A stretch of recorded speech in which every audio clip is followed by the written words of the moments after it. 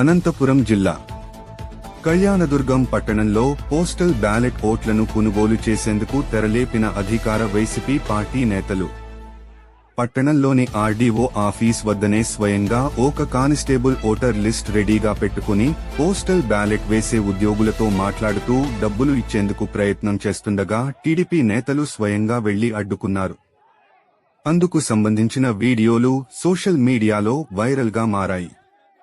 Postal ballot ఓట్లను YCP నాయకులు ప్రభావితం చేస్తున్నారని సమాచారం తెలుసుకున్న టీడీపీ కూటమి అభ్యర్థి అమిలినేని సురేంద్రబాబు తనయుడు యశ్వంత్ ఘటన స్థలానికి చేరుకోవడంతో అతనిపై వైసీపీ మూకలు రాళ్ల దాడికి దిగారు. మరోవైపు స్థానిక డిగ్రీ కళాశాల వద్ద కూడా ఇదే తంతు జరుగుతుందంటూ టీడీపీ నేతలు ఆగ్రహం వ్యక్తం చేస్తున్నారు. ఈ విషయంపై టీడీపీ నేతలు అనంతపురం ఎస్పీకి ఫిర్యాదు చేసేందుకు సిద్ధమయ్యారు.